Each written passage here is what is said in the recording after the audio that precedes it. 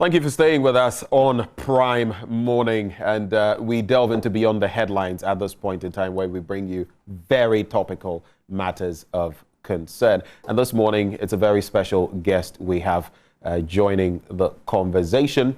I'm sure a lot of you have asked, yes, we say NPP, NDC, and we want alternatives here and there, but what is the alternative? What is the practical alternative? That has proven problematic, especially in this fourth republic. Well, today we have one of the big parties from yesteryear, if you like, and they are here to, so to speak, justify their inclusion. How is it going to be like? What influence are they going to have moving forward? It's an interaction with the CPP's national chairperson, Akosua Frimpong. Nana Akosua Frimpong. Thank you so much for making the time to be with us this morning. Beautiful to be here. I'm so privileged, and it's nice to be here. It's a beautiful morning, and I'm glad for the opportunity. We're glad to have you. And you're looking stunning, by the way. You see you. All right, so let's hit the nail on the head. But before we get to main matters concerning the CPP and national life, the rain. It rained this morning, and we know the situation, especially in the northern belt. It's wreaking havoc there. How did it affect your neighborhood? Coming here today, what did you see? To be honest, sometimes it's so unfair. I really didn't even hear the rain that much. Oh, wow. I just saw is it the thunder? Okay, you heard the yes, and the lightning. That's the part that I've never liked since I was a child. So anytime that's on, I just don't like it. It scares you when there's a thunderclap? Trust me. Even till now? Till now. I have to go and change the cover, the mirror, those kind of things like you were told when you were young. But I was so surprised to get to, there was a traffic just near the Tessanol police station up there. It's flooded. Unbelievable. Coming from East Legon, only a small portion entering the motorway. Beyond that, I didn't see that much flood until I got that. So did it really rain that much, you know? So we really have a problem. Any drizzling, nothing. It's a very small thing. There's major rain. I don't know. I mean, Kufo did something very good with the Alajo, those days where cars used to fall in there and things. But still, it looks like the problem is something that we can't seem to solve. So, if you look at situations like Tema, the Tema area, you know, the last time I heard they were able to do whatever sewage system, it gets into the ocean when it rains, when it does. But here in other parts of Accra and upper parts of the northern region, everywhere, it's perennial. As long as it's raining, we have flooding. How long are we going to have such discussions? And that's the problem, because when we talk about flooding, it even goes to pre-independence times, independence times. Yes, we had those problems. I mean, I've read reports from way back, and in the 21st century, we're still grappling with very basic problems when it comes to drainage systems and all of that. That's the point. That's why I gave the example of Tema. Because really proper drainage system was done. Yeah. You must start from somewhere. Tema is a properly planned city. Yes. And what happened? It was planned. You understand? Yeah. Planned means that somebody sat down and they said, this is the way we want to get to, and this is what we want to do. And that's exactly what happened under our government. You get my point. So you have good history. The only problem is you've not been able to continue on that history. But right before you go on... But that's why we are here today. It's changed. And we're getting into that. We'll see what the CPP holds for the future. If you're watching us this morning, this is Beyond the Headlines, and I am actually hosting the chairperson, national chairperson of the Convention People's Party, the CPP, in the person of Nana Akosua Frimpong. She is here with us in the studio. If you'd like to share some thoughts on the matters we're going to be discussing, everything from corruption to leadership to, like we're talking about now, the rain and how to deal with the situation, pregnancy issues among the youth, you can actually reach us on WhatsApp, 0551 575757. It's that straightforward. 0551 575757. What's happening to Nkrumah's CPP?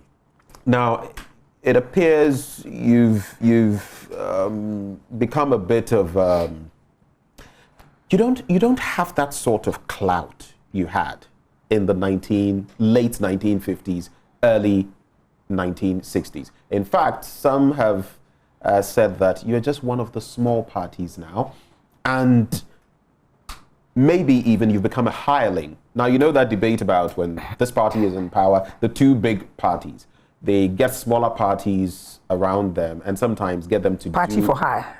Party for hire. You put it the right way. Hireling parties. Is that where the CPP is now? First of all, let's just look at the history a little, because unless we do that, we might not be able to move forward. There was a time that all black people in the US were slaves. There was a time that we Ghanaians had our colonial masters. What it meant was that we couldn't make a lot of decisions where we go to vote, we pick our president, we pick our parliamentarian. We didn't have that kind of choice. It was a period of time within our history. CPP has a history. The history was truncated for a very real reason for some people. It was not by chance that there was that coup. All these statements and that people say about what Nkrumah did wrong and all that, it's not the reason why the coup happened. Why did the coup happen? It was a clearly CIA staged coup. The facts are there. After the declassification, it's there. If there's some other part of it that haven't been chewed baba, you understand? But when you hear some of the things they said, describing Nkrumah and why it was necessary to actually hit him from the back, because if they didn't do that, the whole thing for them was coming like a tsunami that very soon would topple everything that they have. The threat. Of Precisely. The threat of the development, the threat of the vision, and the threat of where Ghana and Africa was headed towards. So after the coup, it was very important to dismantle everything that would continue with that process. So that was why CPP, the name CPP was banned. That was why everything had to do with the red cockerel was banned. That was why all the books were burnt. You understand? So an orchestrated step. Thankfully, not all of them. Yes, thankfully, not all of them. Thank you. Statues were pulled down, books were burnt, and all of that. But like we say, Nkrumah lives on, doesn't he? Never dies, because we are here today. So basically, what happened is that after that, people couldn't gather, nothing. So there was a clear step to take to make sure that CPP does not come back. Not the name CPP, but the vision that would make Ghana move to the direction that it was moving towards. After the coup came, and then the very people who orchestrated this coup, and the very people after the, look at what happened when we went for another election. We won hands down. That was with the PNP. Yeah, People's National Party, Hilary Man. Precisely. Then the next one, what happened? We had to go fight for our name. In fact, with Hilary Man, if I may just chip in, I think it was something around 62%. Precisely. Which was quite a... Very high. A landslide victory, if you would put it. Yes, and within that short period, where Hilary Man himself came in like 3 months because of the structures that were already on the ground. So I'm trying to tell you why it looks like CPP is not there today, and why we sitting here today are confident about what we know we would achieve coming the next election.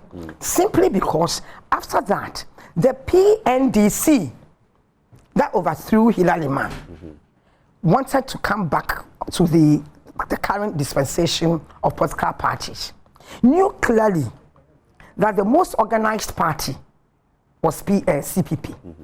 So they found a way of merging, and it was orchestrated. You can find them, you can ask them. If you have friends in there, they'll tell you it's a known fact, one of those things, you understand? And they merged with CPP. So in the process, to water down your front. Everything, not even the front, the base, to take the base. So all the areas that we had, whether it was in the Volta region, Northern region, everywhere, that had the CPP base, went to NDC. That is what we are here today. But the question is, how and why did you allow that to happen? Because the PNDC, yes, indeed, in 1979, There was that coup. Then Rawlings handed over to Hilal Liman. Hilal Liman had his practically 2-year term. And then there was the return of Rawlings, the 31st of December.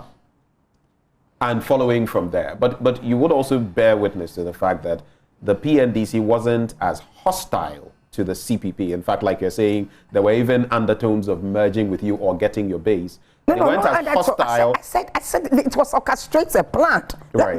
Let's not get it confused here. We want to be frank with each other. The PNDC measure with CPP, we don't have time, was planned at a table, like the way people sit at tables to discuss things and over tea, planned and realized that if they found a way of merging with CPP at that time, which was not CPP but PNP or that CPP, let me say it because it was the same organization. Right. If they find a way of doing that, then they'll be able to get to the grassroots and take the organizational structures. Was it beyond the CPP or the Nkrumah's movement to prevent that from happening? Was it beyond you? I know that I missing Mr. One Watson, who then was clearly the one that was going to be winning, didn't want that. He said even if there was going to be a measure, he wanted to be the flag bearer. Immediately he said that, the people went to work. And this is what they told him. I don't want to mention the person because he's still alive. One of them is dead. They went to work to make sure that they brought in our other guy because CPP was then had a splinter group in front. So they brought in and they were able to make our man, Dr. Akar, be the flag bearer. Yeah. So he understood. You know, sometimes when you've been out of power for this long, and PNDC had been in power for over 10, how many years? Is it 11 years at that time?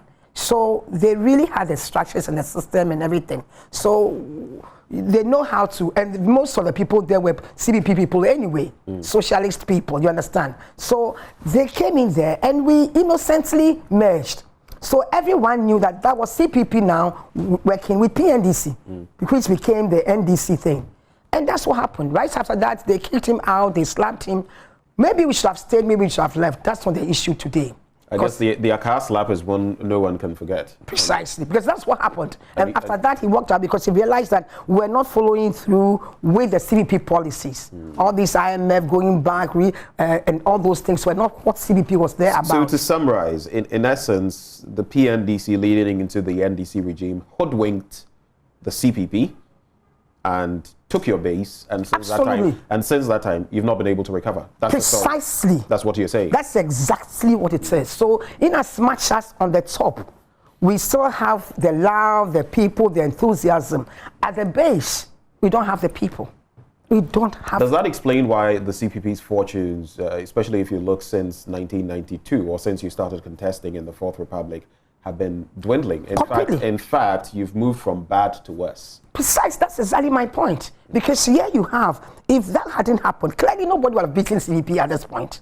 There's no way they would have done one. You can, if you have friends in NDC, ask them, the top gurus, they'll tell you, like the Totobi Kwachis and the people there, they'll tell you the facts, the hoist. That's exactly what happened. So what we are doing today, currently, having known that, we have decided to go to the base to be able to build a base. And building the base for the current generation, which is, maybe you are even a little, but most of the young people here don't have any clue. They've only heard of CPP in the books, and that one, they don't even know about CPP, they know about Nkrumah. Not forgetting the fact that Nkrumah was a government, and that there were people, and that there was a policy, and that we had, the policies were what made the whole difference. That all these developments you see in this country, and the ones that are of anything that for us to write home about, whether it is the electricity or the motorway, or the only motorway for that matter, all these things were done within 3 years. All the factories were done within a very short time because there was a plan. And that blueprint is exactly what we hold and we intend to follow through.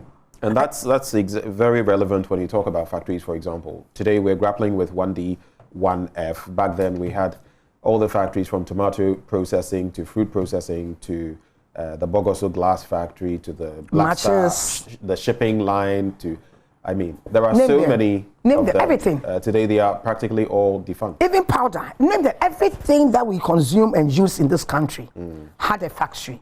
and it was even going better. So there were jobs created. So today, when people talk about CPP, we'll be doing such disservice to the people of this nation, especially to the youth of today, if we just sit there and do not come out. Because every other policy, all the neoliberal policies that are being practiced is the reason why you and I are sitting here and the youth do not have jobs and the country is not working and there's flood over everywhere, because we are not following any plan.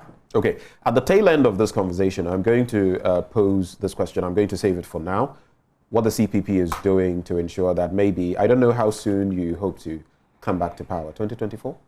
Absolutely. 2024? Precisely. The CPP is going to be back? To be back. Oh, we will be back. In the picture in terms of being more of a potent force, or back to seize power from the NPP, NDC duopoly? Listen, you know, the way to, they said, a big elephant, how do you eat an elephant? A slice at a time. You understand? Interesting you're using the analogy of an elephant. That's the one I have to use. A slice at a time. So for us, how do you seize power? You connect to the people. You have a message. And fortunately for us today, the youth themselves, if you saw the first Ghana, the youth themselves are fed up. They know that this duopoly is not going to take them nowhere. And it's not about the individuals. We have nice people in MPP. I love Damboche. I love the president of the country. There were nice people like John Mahama. He's a handsome man. I really love him. You understand? Truth be told. But their policies are not working. That's not what we're talking about. We are talking about a nation. We are talking about young people with a future. We are talking about being able to have accommodation, jobs, being able to take care of your family and your children. And we are talking about older generation having a pension scheme. We're talking about farmers who have been toiling all their lives, and market women being changed out of selling environment at any time because we want a nice environment. With that, regardless to what their living standard, what they do, how do they take care of their families and children. So for us, and the truth of the matter is that you don't need a gun.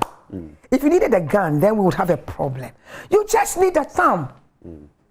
And the thumb simply means that you and I, every single individual, including all the frustrated youth today and the intelligent youth today, can give somebody a chance. They can tell themselves, let me give me my own future a chance. For your own self. However, we have no fear, and we are confident that coming 2024, this country will see a revolution. That, of course, will be dependent on whether the CPP can convince, especially the teeming youth, that you are the right option. But now that you talk about youth unemployment and all of that, I'm going to put it into context, and then we'll fit it into some of what you've been sharing with all Ghanaians, yesterday. You look at the World Bank's World Development Indicator, and it talks about 12.1% of our youth aged between 15 and 35 being unemployed, with an additional 28% out of the labor force as discouraged workers. You look at all those dynamics, and you fit that into what you've been sharing with us very recently on the back of public institutions, recruitment, tens, hundreds of thousands sometimes, and the 100 Ghana cedi fee. And you have said that if this is not withdrawn, some action is not taken, within 3 weeks, you're going to take up the matter in court. Absolutely. Why this bit? People would say there are the topical issues of concern, corruption and this and that, and we're going to talk about them. But why that? Corruption? What's corruption? This one is the legalized corruption. You can't just talk about what the state institutions are doing, the Ghana Police Service and the rest, is legalized corruption. Precisely. Because you can't talk about bigger corruption when you can't talk about the very obvious small ones. Listen, we closed down all the factories, abandoned them with this structural adjustment programs that they did, where they shed it to themselves or let it rot in the bush, which is what has happened. So, and then of late, the bank collapsed, the financial institutions that were out there trying to help petty things. This whole concept of private sector is the engine of growth. That's democracy, property owning democracy. All these things have failed. The neoliberal policies in this country has not worked, and the state led economy, which was what we had started, that should have been pushed, has been made to fail. And now, there are no industries to hire the youth. Very few of them. And every youth, we are now even doing free, going back to CPP's policy of free SHS, which was done within a plan that has been made to left to rot. And now, what you have is a lot of young people looking for jobs, and the only person to employ them today is the state institutions. Very few. Even that one is being governed and controlled by IMF and international bodies, which we all know. They tell us when we can hire and when we can't hire, and the limits and what to do. Then all of a sudden, these youth who do not have jobs, because we don't have a plan and we don't have a vision, and we just make ad hoc solutions, we decide that we want to hire people for this prison service. That's what I have here, and that's why I'm sitting here today. I got that text. Tells you to go and pick a form. They're asking for 100 Ghana cedis. Well, you see, when there's a disconnect between people at the top and the average people, people don't understand. They think that 100 Ghana cedis is nothing. One of my young people, actually who has a master's, who was working and now is unemployed, applied for this, thinking it was 50 Ghana, had only 50 Ghana on him. He got there, filled the form, paid 50 Ghana, then the woman looks at him at the bank and says, hey, Papa, please. So now he realized that embarrassingly, he walks out. He had to call 3 friends. 20 Ghana was all one person concerned, 15 Ghana to get the 100 Ghana to go back and pick the form. He just and you know this person personally? Personally. Right. Yesterday, I wanted him to talk at the press conference, but you see, now, I feel the police, it was through the police one, and he just got this text that says that he was trying to avoid victimization. Thank you very much. I had 2 people there, all of them. So the points, and 3 for that matter. I even had one with immigration. This is not a joke, this is for real.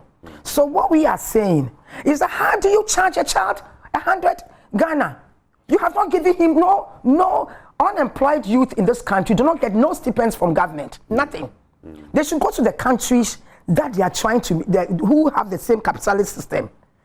They have job centers. You don't pay a dime. Indeed, you are encouraged to go to a job center to show that you really want a job before you can continue to be giving the monthly payments to sustain you. I know in the United States and other such jurisdictions, the same thing applies. But this has gone on for quite a while. This is not a novelty. It's always been there, practically always, especially in the Fourth Republic. Why now? Same thing, same reason why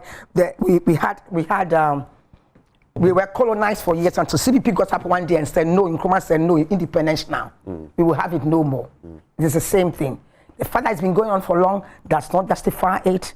I got to know about it only yesterday morning, in the night before, when I got a text from Consolidated Bank of Ghana, because I used to have an account with Beige, which I never used. Immediately I opened, they were closed down. So they keep sending me this text that I don't even look, but something still, let me look at this one. And I realized that I'm being told at age 60 something, I've already gone on pension for years. They are telling me because they want to get as many people come to pick the form as possible. No intelligence is being done, so it means that I can call people to go. They are just collecting money from the youth. It is extortion. It is not acceptable. What is the justification? You've called it legalized corruption. Precisely. You say it is extortion. Yes. But you're taking up the matter in court. You say you've given a 3-week ultimatum to government. What processes are you going to initiate legally should government fail to respond? Should these state institutions, which actually is, I mean, being blunt, is a likelihood, how are you going to respond? You know, the truth of the matter is that these are policies the government of today tonight, the president can say that for the sake of the nation, for the sake of his own children and grandchildren, maybe his own daughters might not need my children I didn't know this because I never had to pay anything for my child, you understand? But we can say that, especially the parliamentarians too, can today say that this indeed, the fact that it's been going on and has not been brought to the fore doesn't mean that it's right. They should just look around and ask every young person they know, and they will tell them that this is not right. And you know something, if you don't get accepted, you lose the 100 Ghana. Listen. Which is kind of like a visa regime as well. And that is the sad part. Which is kind of like a visa regime. What are you applying to? I don't want to mention the names of countries. No, I will mention some of the names. If you go to the British Embassy, the American Embassy, all these embassies, where before we used to travel, when you go, you only pay for the visa fee when you've been given the visa. Today, after a while, for no reason, they justified it that too many people were applying. And so they started charging us. You go and pay the fees. 100, 200 people, they might give it to one person. No reason. And we were expecting the government to go talk for us. They have not said nothing, they couldn't do nothing. And now they themselves are doing to their own citizens. They are all poor, vulnerable youth who are ready to work and want you to create jobs for them. You fail to create the jobs, you fail to do anything, you've collapsed the industries, and now you are charging them for nothing. And meanwhile, over 70% of our GDP, the 40% of our revenue goes to pay for the public sector, which is the state institutions anyway. And you are still charging them. Indeed, you know something. All the state institution heads of the state institutions, like the prison servers, the police, the military, the immigration and customs and all those ones, they should halt this. They should do it. They should halt this. I'm going to give you a very brief opportunity. You're on live television. Yeah. Mr. President could be watching. Address Mr. President. Nana Addo Dankwa Akufo-Addo. Tell him your mind on this matter in 30 seconds.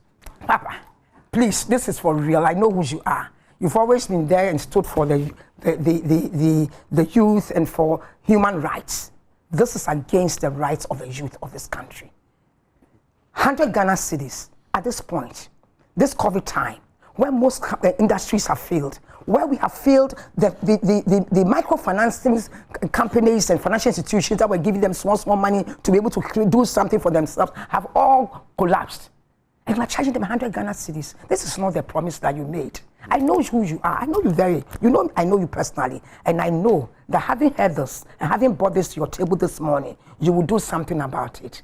That's exactly, you know who I am too. I believe in the youth of this country, and I believe that you can leave a legacy. And this is one of the things that you need to cut off right now. Because Nese boys are bro. He said,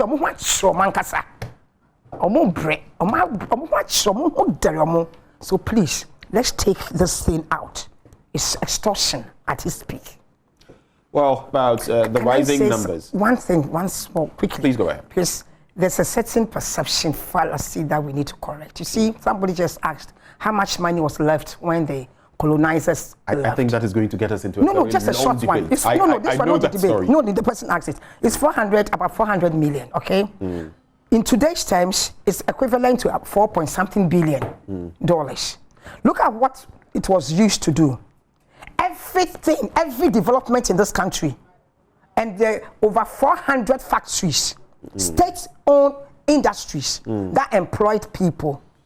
Today, we owe over 40-something billion, over 300 and something billion Ghana cedis, 40-something billion US dollars. Show me one single motorway. Show me one big industry. Show me young people with jobs. Show me the accommodation. So when people start making such statements, you just have to look at what the money was used for. And that money was not left by the colonizers. It was earned through Ghana's own resources by the Osadifo at that time, who was the head of government. Okay, so point well made on that. Yeah. There are messages, it's like a mountain of messages. Another batch has come here. But we have a caller from Tamale. Hello, good morning. Hello, good morning, my brother. What's your name? My name is Mr. Fatah, reaching you from Tamale. Okay, in 30 seconds, Tamale please. South, the minority leaders constituency. Okay, so yes, time is not our friend. So in about 30 seconds, please go straight to your question. All right. I want to use this opportunity to thank our mother over there. She has done a very great job for we the youth. We are very proud of her, and she'll keep on doing that. We are really proud of her. Right. Hello? Yes, we're listening. Please go ahead. You see, if you can quite remember very well, in 2016 elections, Mr. Samuel Anku at Pusiga, he said to NDC that there's only a heartless party that will take money from the youth to buy, to request the youth to buy forms to get jobs to our security sectors. But when they came to power, they'll be able to iron all this. How many years are they in power for now? For almost 5 years. So this current government, for them, I don't know how they take Ghanaians for. They always think that wisdom is in their hand and their head, and nobody else in this country have wisdom. So when they are in a position, they will tell lies, but when they come to power, they will rather do the opposite thing. So we are saying that we, the youth, are now fed up with them, and we are not going to tolerate or countenance any ill motive about the youth. We are fed up of them. I'm very grateful for this opportunity this morning. Thank you very much, my brother.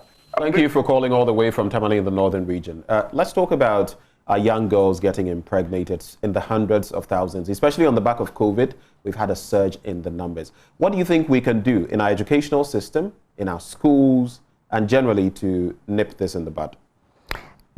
This has been a problem for a long time, but it's one of those things that a nation must sit down and say this is an issue that must be addressed.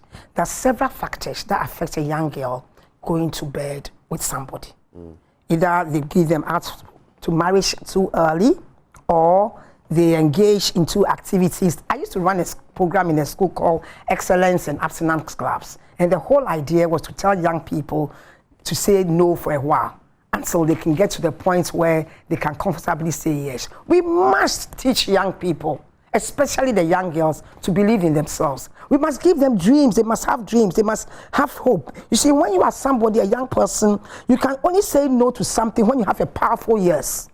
When you have a reason, you have a goal, you have something that you are looking at. Then you can say no to the gentleman and say, answer. You get my point. But when there are no, they don't have any direction. Sorry to interject, and the calls are still coming in here. I'm sorry I can't pick them. But a lot of the time there is that imbalance. You look at the real situation. A lot of them are not getting impregnated by maybe their colleagues and all of that. They are getting impregnated by people older than they are, people who are more powerful than That's they exactly are, my people point. who are more mature than they are. So we need more regulation to make this more punitive.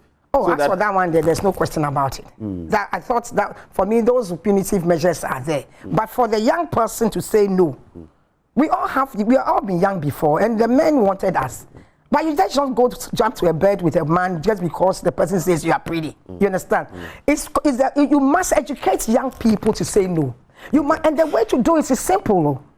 It is to let the young person have a dream. Okay. And give him hope. To let the young person have a dream. I'll let you expatiate on that. Let's take Moses from Ablekuma. Moses, good morning. Good morning. A quick one, 30 seconds. What are your thoughts? Yeah, first of all, let me thank my mother in the studio for his wonderful speech this morning. Because, you see, this issue of unemployment in the country is becoming too much.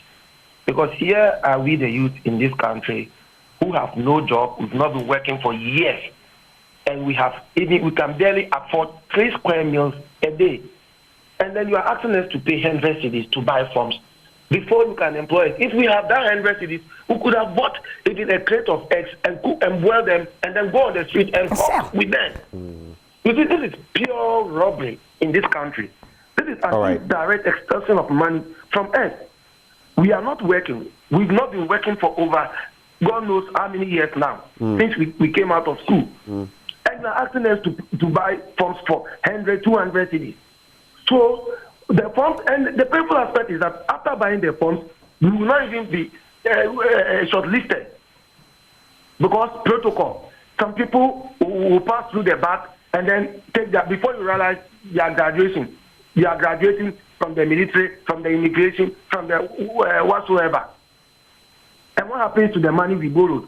That's the big question. Moses from Ablekuma. So if care is not taken, and we the youth, we want to rise in this country, things will not be good for both parties, or all the political parties in the country, because we are boiling within our heart. We are boiling.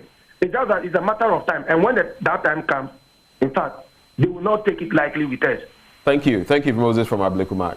We are inundated with calls right now. People are calling the WhatsApp line. People are calling on. I think we'll do, because I count at least about 15 to 17 messages waiting to be addressed. So I think what we'll do is we'll hold on with the calls for now and address other issues. Then we'll wrap up maybe with the WhatsApp messages. So you were making a point about dealing with the youth pregnancy situation, and you're saying give them a dream. Let them dream. Let's wrap on that point. Yes, let the young girl know who she is. Let her dream. Let her believe in herself. Let her know that it's possible for her to achieve something. And it's then very easy for her to now say no to the man and wait, because there's a time for it. It's not permanent. And it's very important that counseling is done in the schools. It is very important that young people are encouraged in the schools. We shouldn't just leave it to the parents, because some parents, they don't even know how to have that kind of discussion. So it's a national issue. It's a national, because if you have young people having children, they can't take care of them. And then you have more people to dupe, to ask them to pay for application fees. But then you also have the exposure of a national threat, insecurity, where a lot of young people can take arms and do anything because they are your neighbors and they know you. They can't get a 2 square. He said 3. I'm talking about 2 square meals, even lunch and dinner. Most people don't even eat 3 meals anymore. There's one good meal and some cocoa before that one. So I believe that it is important that the government, knowing that this is the issue, make sure that the school system, the school curriculum, we cannot continue to have what we have here, where it's just teaching maths, English, and science. Where is the counselor? Right. Where is the counselor in the school? Where is the system that really can identify a young person and also be able to give the young girl a belief in herself? For me, that's all the bottom line. There's nothing beyond that. Okay. Let's look at, maybe if time will allow us, 2 critical issues very quickly, and then we shall call it a discussion. The first one has to do with the carnage on our roads. Oh. And I'm going to quote for you MTTD data. In fact, when you look at the current data, road accidents in 2021 have killed more than COVID since 2020. So let's do the breakdown. We have 1,700 plus who have, much more than that actually, who have perished in 2021 on the back of road accidents. We know the COVID fatality is just a little over 1,000 now. According to the MTTD, 9,520 motor crashes involving 16,226 vehicles have been reported between January and July 31st this year, with 1,706 killed. And this is not the most recent data, but it's over 1,700. 9,299 injured, and all of that. What do we do to reverse the situation? First of all, these are not curses. They are as a result of bad road. You'll be driving in the middle of the drive on the highway, there's a pothole. You are driving, because if it's a slow road where there's even traffic, the accidents hardly happens. So the bad road is the first thing. How many accidents happen on the motorway? Just ask yourself. Because on this road is a lot of people going here and the other one. But when there's smaller roads and they have to be overtaken and all that, the road is bad. And then the vehicles themselves. The corruption that we are talking about here today, that is being legitimized, legalized, as if it's nothing. And we think, oh, it's a small portion of corruption. However, the person that you made pay the forms that you think is okay is the person who is now a police officer. Right. And that's police officer has that's an interesting point. So the corruption starts from before you get into the service. Then Precisely. When you get into the service, the corruption has already started. It's working out. There's nothing to hold the censor. It's all falling apart. You know, it reminds me of Professor Enning, the security analyst, and something he shared at a point about this police officer on a certain stretch who accosted him, and very muscular and all of that. The person didn't know this was Professor Enning, so I think he shot a video and all of that, and came to social media on it. But so the picture is created that the police officers or officialdom is part of the problem. Absolutely.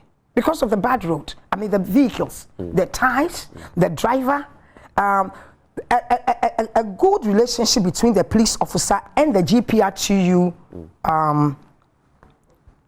that's the station, the union at the station, at that particular station. Because the union knows the drunkard.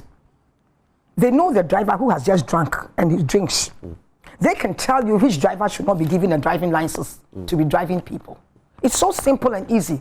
That's what I'm saying. Life is not that complicated. That union, that community, that if they would just connect that, you would realize that even if they can't tell you this driver or something, they can even give a hotline or a number, the police number, say when the guy to are you getting my point? Right.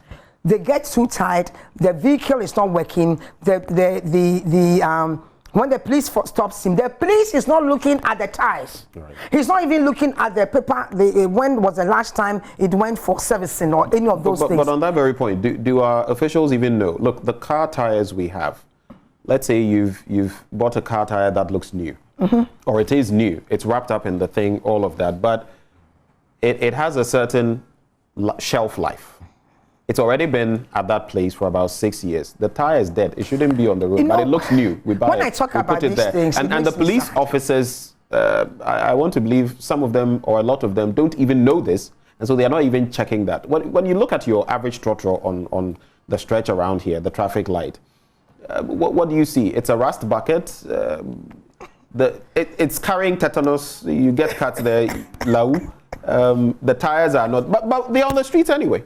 But the other angle is if you do that and take them off the streets, people will not get the normal transport. So it's a nation. You must plan it. You must say that by this time, these vehicles should not be on the street. You don't take them off like the way we go beat women off the street in a day. You must plan. And the way you do that is to understand. You see this tie thing? We had a tie industry in this country. Yes, we did. The rubber factories is still there. We had one of the largest in Africa. It's still there. And we don't have the factories anymore. And we are importing ties. Or say new tie. The new tie is a home second hand. Brand new home second hand. Or say brand new ties. It means that a home second hand. And what they forget is that the home second hand tie that you are calling a brand new tie, it is a used tie that we all use in the US that you have abandoned. You understand? I honestly speaking, when we sit down and discuss these things, right, and we don't understand that it is the policy, what liberal policy, the neoliberal capitalist policies will take us nowhere. That's state-led enterprise, state-led economy, where the government really either owns or supports with funding for young people to own. If we don't do that, and we just open the free trade and say that we are property owning democracy and that private sector is the engine of growth. Which private sector? Is it a Chinese person here? Because he's also a private sector. But his country is a rich country because they own their resources. They own all their minerals and everything. We don't own anything. We don't even own our talk time. I don't even own my money exchange time. Even when I send money to somebody in the village, that system is not owned by us. We don't even own our data. We don't own our data. This country is not a serious country. We have one of the brilliant, intelligent people like the current vice president, who I know that has a good heart and wants to really take the country to a better digitized economy and all that. But they're not doing it right. We still, after 5 years, we still don't have a platform. Tonaton is not owned by Ghana. Let me tell them, if anybody is buying anything and selling, you think it's a Ghanaian you're buying from. But that platform, the data is not yours. All the data, all the Ghanaians on Facebook, we don't make money from the data. Twitter, Instagram, we are using it to sell, yes. But what a joke is that? Government, or at least government, should have empowered this intelligent youth that you are taking $100 for 100 Ghana from here and there. Put them together, give them money, let them use their brain and build platforms so that at least you own the data. How much is when Alibaba was trying to sell go public? How much was it? Over 200 billion. What are we trying to do here? All the cocoa put together between us and Cote d'Ivoire doesn't even go beyond 5 billion. Listen. We've passed, the world has moved on. And we are still sitting here trying to own everything. Greed beyond everything is making us corrupt and insensitive. The greed of whom? Our leaders? Our leaders and our people, not leaders of political leaders. So, it is the head of the military or police or immigration, all those people sitting down to make that decision that come and pay 100 Ghana. Are they not human beings?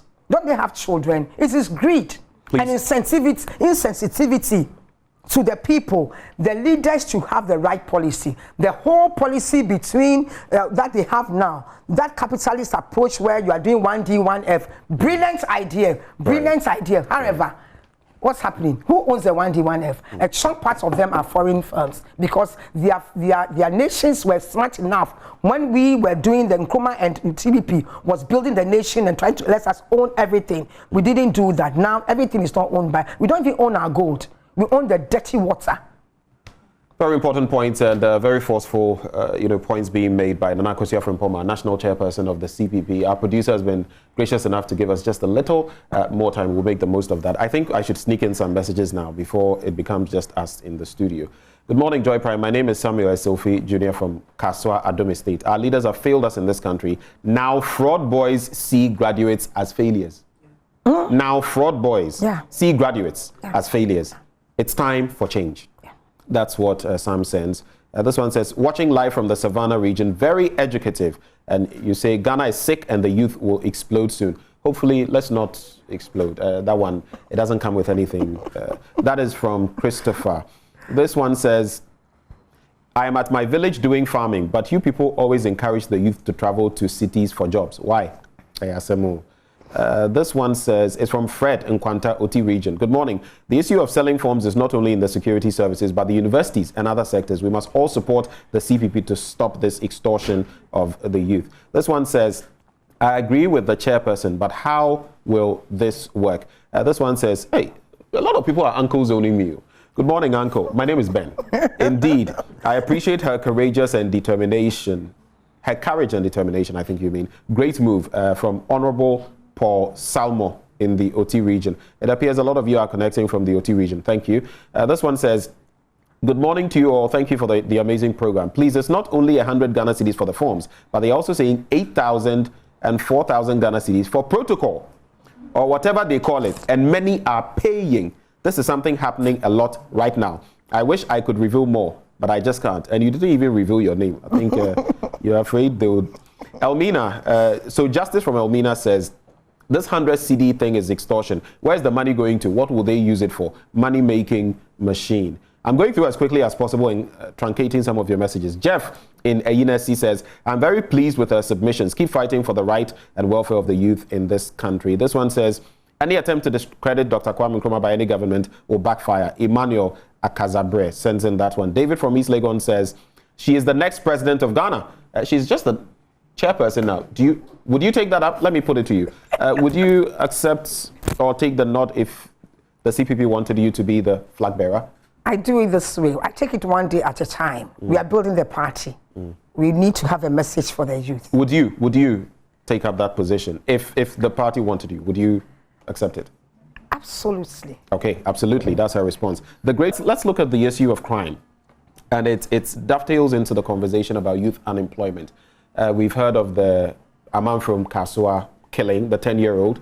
Recently, we had the Abesim, and that one, I don't even like talking about it because to cut a human being to pieces, stash them in a fridge and all of that, I can't think far, so to speak.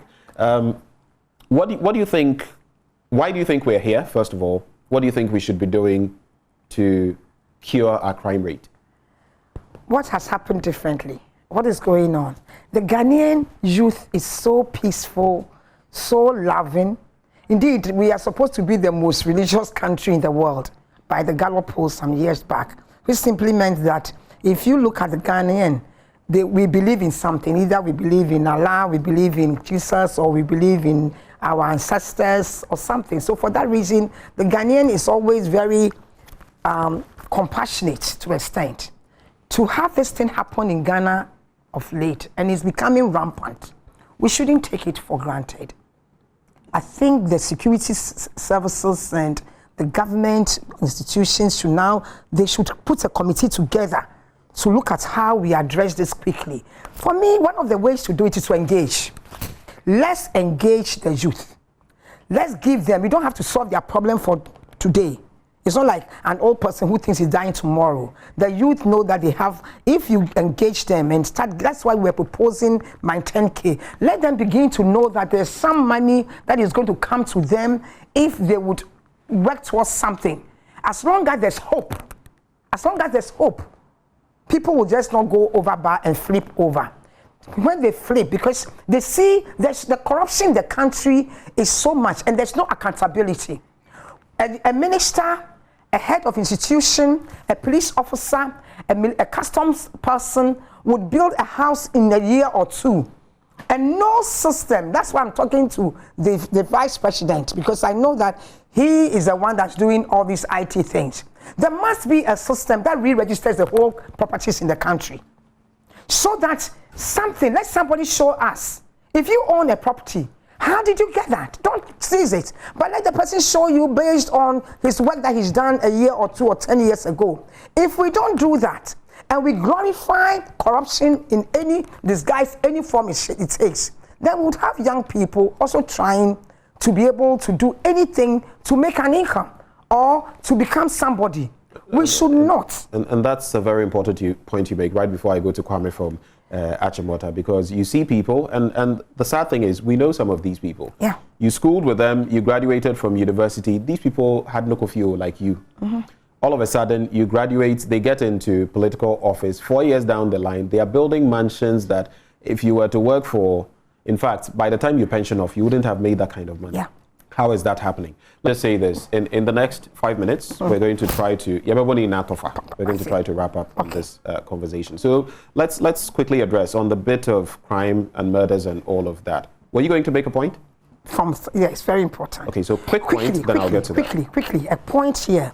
See, the press conference we did was asking not just for the 100 Ghana. We had a lady there who we could also not show her face. She just paid 200 Ghana for an admission application form, admission forms to Navrongo Community Nursing School and Bolga. She lives in Accra. 200 Ghana. Then a test came in. She showed us a test that she should pay 150 for interview. Is it interview? Is it interview? So 200 for admission for the form. For the forms. 150 for interview. For interview. That's 350 cedis. Yes, and then 25 for where she sleeps, like accommodation when she gets there. And that is not the sad part. When she was telling me, she wanted me to help her if I can get a protocol. So I was asking her, I said, listen, have they, as you said, they were supposed to have given to her like 3 days ago. I said, go back and check, call the number. She wants to know whether she's been admitted or not. She's paid for 2 schools already. Then guess what? She could not go to check because if she checks, they picked 5 Ghana cedis. 5 cedis for checking. Hi, Joe. 5 cedis for checking. 200 Ghana. She's not employed. You see her when she entered my office. Not employed. 200 Ghana. 150 for interview. And then 25 cedis for transport. And then she's already had to take transport there. So you can understand why some people are calling and saying that the system is extorting the very people they are supposed to protect. Absolutely. And that's exactly what we're saying. That's why the person is trying to get employment. And in seeking or in trying to get employment. And the person has gotten free SHS. Then all of a sudden she's plunged into a world. What is she supposed to do as a young person? She's supposed to do what? Just tell me. And that may lead to some of the vices we are seeing in society. Yes. To wrap the conversation, I just wanted to add this bit. The crime, the murders and all of that. There's also the bit about spousal abuse and all of that coming in. And we've seen some incidents where some spouses have killed their other spouses. Especially it is men on women. What do you feel we should be doing? I think the loss, back in other parts of the world, the moment a man attempts to even say hit you or before you can call the police. The police will come there. The systems there have been structured to ensure that there's sanity at home. Either they take the child away, the police comes in and make the man leave, something. Here, it's not like that. You are on your own. And even your family will tell you to hold on a little bit. And especially if you have no economic support, and you are supporting, everything is on your husband. So I think that we should, the security system should work on that level. We should make it clear that we will not accept any violence from a man to a woman or a woman to a man. We have DOFSU and all of those. Yeah, it doesn't work. I had a child that I took off the street. The person has a child. DOFSU doesn't work? It doesn't work. When you go, they only put on a patch. Oh, my nanny, I'm going to yes, sir. There's no system. They can't even take that child and take the child anywhere. There's no structures. The social services in this country has collapsed. The social services in Ghana is not working. And you can't talk about DOFSU without social services in place. Right. Because that woman has no place to go. Right. Where is she supposed to go? Right. She's supposed to go and sit at the police station. She can't stay there. We must have we cannot continue to talk about this violence and make it look as if it happens anywhere and everywhere in the world. Okay. But because the systems work, women have a place to go temporarily. They have a support base temporarily. Government must give the citizens support. That is what a government is supposed to do. Let's stop being greedy and let's use the structures and the institutions to support the citizens so that all this talk about don't do this, don't do that becomes something that is not just at the discretion of a man to beat you or not. He must know that the system, you should be able to walk away to a place temporary, either a half-home place where you stay in there before you go, because if you go to your mother's place, she will tell you to go back. Thank you so much for those submissions. Unfortunately, time will only allow us. I want to put your social media handles out there for those who want to reach out to you and also take the last batch of messages. But I'll also add this on the back of what she said. Why is it that when someone suffers sexual assault, rape and the rest, you go to a medical facility and you have to pay 500 cedis and the rest for that? What kind of... The person has suffered sexual assault and now you go to a hospital facility and you have to pay. Social services. So those of you who want to reach out to Nana Akosua Frimpoma, on Instagram it is official Nana Frimpoma, and Frimpoma is how you saw it on the screen. So Frimpoma is spelled F-R-I-M-P-O-M-A-A. Nana, official Nana Frimpoma together. That's on Instagram. On Twitter, N Frimpoma. That's on Twitter. And Facebook, Nana Frimpoma, N-A-N-A, and then Frimpoma with 2 A's. So again, IG official at Nana Frimpoma. Twitter, N Frimpoma. Facebook, Nana Frimpoma. Let me wrap with these messages and we are done. This one says, I agree with you, madam. Seriously, from the way things are going, I'm tempted to, people are still calling the line, to say this country has no future. Dr. Nkrumah suffered to redeem this precious country, but look at how our politicians are behaving. Only God knows. This one says, Ghana is just a scene in a comic show. Good morning, Ben. The security agency's brouhaha doesn't end at just purchasing the forms. People pay about 10,000 Ghana cedis to some big men in the agencies, so you are even lucky to be selected. Samuel from Elembele district.